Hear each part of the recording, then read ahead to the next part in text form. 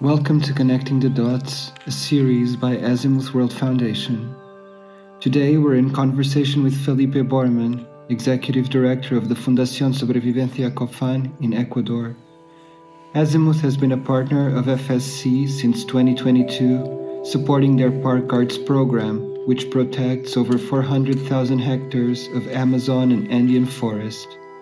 More recently, we've supported the Lifeboat Garden project, which works to preserve traditional Cofán plant knowledge and farming practices, as well as improvements to the FSC's headquarters in Quito, where Cofán families and park guards gather for education and training. We hope this conversation inspires you to learn more about the Cofán and the crucial work the FSC is doing in Ecuador.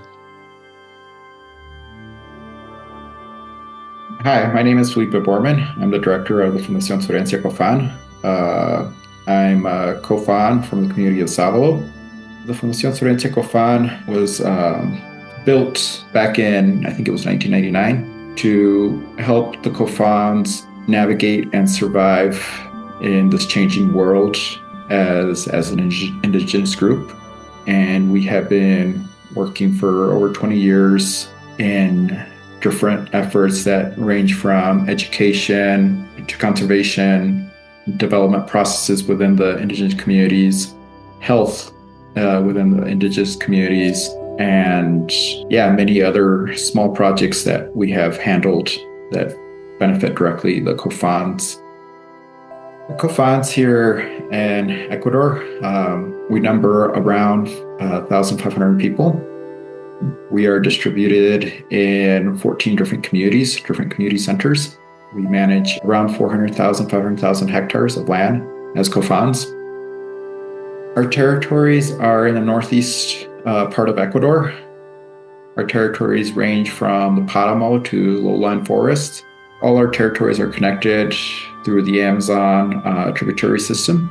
And in between, we've got all these cities that have been growing because of oil extraction that happened in our territory. I think oil exploration started in the Cofán territories in the 1960s. That's what brought in the whole outside world into our territories. And at first, we didn't know what was going on. We had a lot of diseases that came in that wiped out a lot of our people. But more than anything, I think what happened was that our territory shrunk hugely. People from the outside came in and said, hey, this is free territory.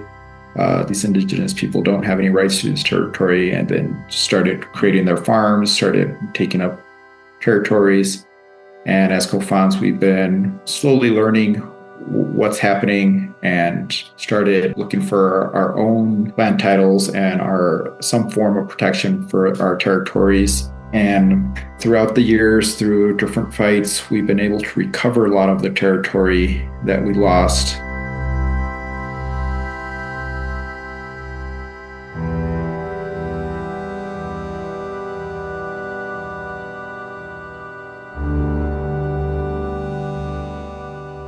We've lost a great leader, my dad, Randall. He's been essential to the Cofán story, but he has left, a pretty good group of us that have been trained under him, and we are going to continue to, continue his legacy, and we're going to continue to work for our people. We're going to continue to work for our territories. I've worked with the Fundación for a long time, but I do usually the field work, and having to manage both places with the struggles that we have financially, it's been hard and interesting to see how it's connected to the work that we do out in the field as well.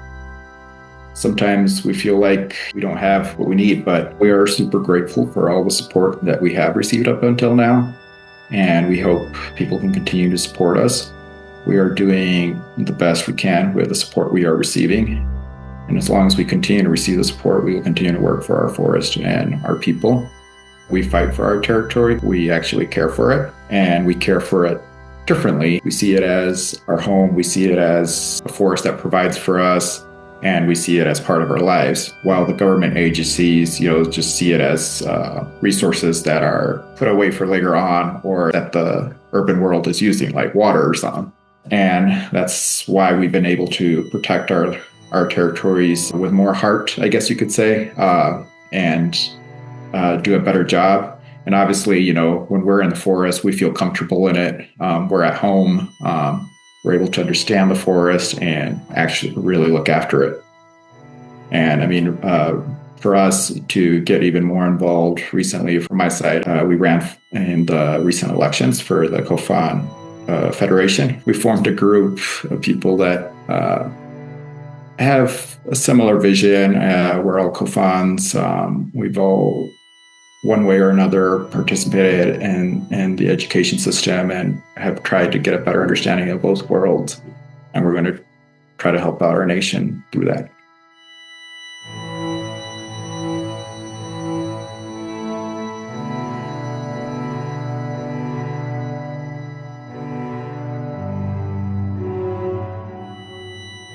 I mean, one of the major tasks we take on as FSC is territorial defense.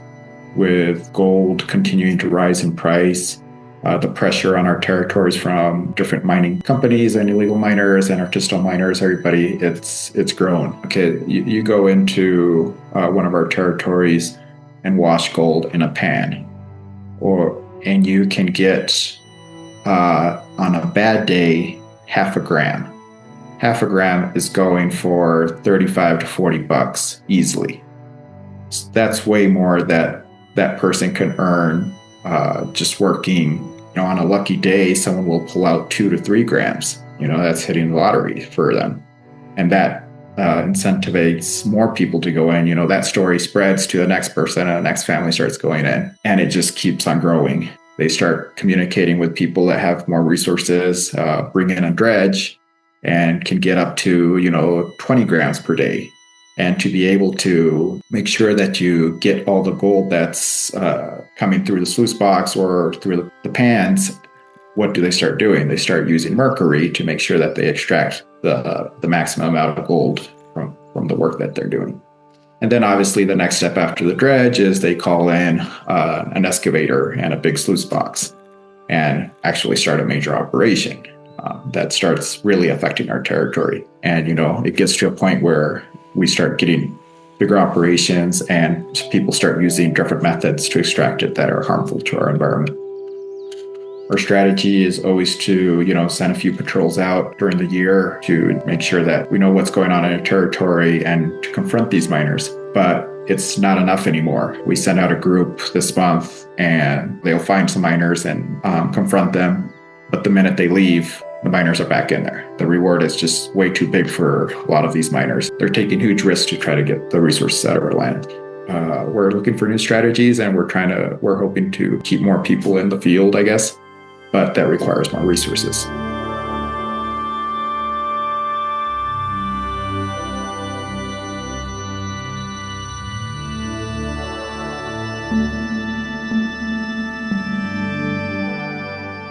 It's hard when you find illegal miners because there's all sorts of people out there. There's, you know, poor people out there who don't have any work that are trying to make some money.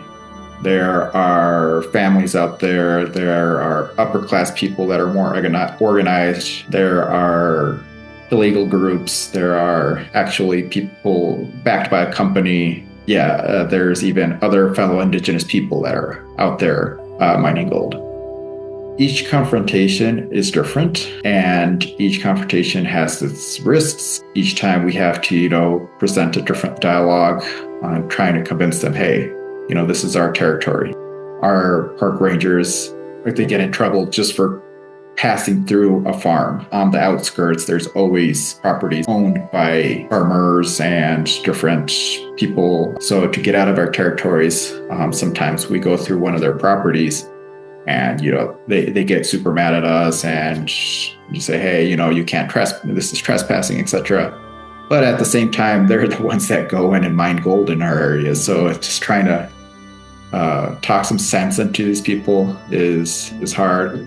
And then once in a while, you run into companies or people backed by family members who are in the military or in the police force or in some government institutions.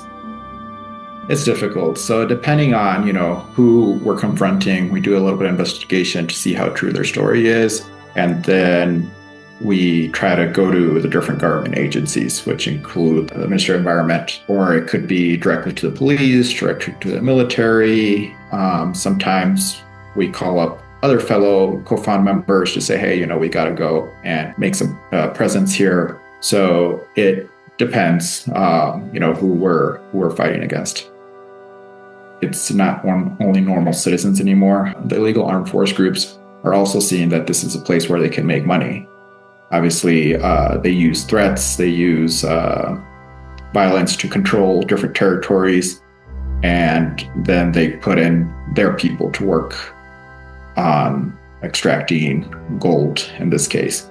And this makes it way more dangerous for us because when we go to confront them, we're not just confronting someone that's coming from the urban world to try to find some gold, but actually, people that are backed by illegal armed group forces or from some violent gang and stuff like that. These gangs and these illegal armed forces have their connections throughout the whole government systems as well, and nothing happens. It's a difficult struggle. We try to get conversations going, with both sides, the legal side and the illegal side, and sometimes it works, sometimes it doesn't.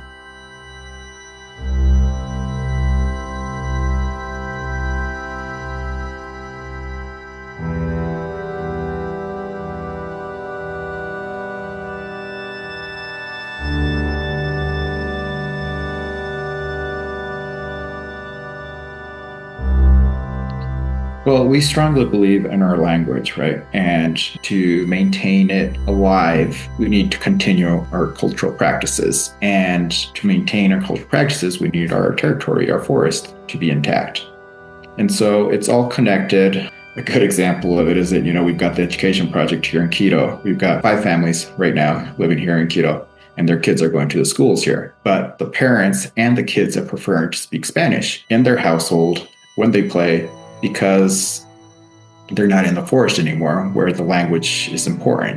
Here, the Spanish language is important, We don't have the forest, we start losing our language.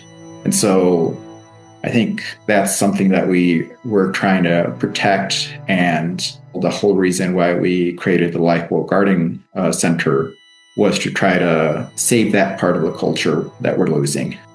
We have like 14,000 species of plants in the Amazon. We interact with at least half of them during our lifetime. I'm pretty sure that it's close to 1,000 plants that we actually have names for in our culture. But we start losing those when those plants are not part of our life. At the Lifeboat Garden Center, we're trying to save some of the knowledge that goes around these plants so that we can continue to teach our future generations so that we don't lose that part of our culture and our language. Sometimes, what we end up getting told by the outside world is that our culture is all about the supernatural world. That's what indigenous people should be. And I think a lot of our culture evolves around the physical and the natural world that we live in. And that doesn't get given any importance by the outside world. So we're trying to bring some of that back and saying, hey, there's more to us than the shamanism, the yahe, the ayahuasca, and the pretty dress, and our shamans, etc. That's not the only part of the culture that needs to be saved. There's a lot more that needs to be saved. One of our missions at FSC is to train the Cofáns so that they can understand both worlds, give them a good education, but not lose their cultural side while they're receiving the education. And once we have a pretty good sized group of people that understand both worlds, hopefully we can make more informed decisions. So that's something big for us here at FSC, and we continue to bring students up. We continue to look for ways to get better education for our people. But at the same time, we got to continue to make sure that our territories are intact, that our culture continues to exist. I mean, the whole education process is a process. It takes a long time. But our hope is, while that happens, we continue to protect our forest, our territory, our culture, so that the people that go through the education system or that learn about both worlds can have something to care for and protect in the future.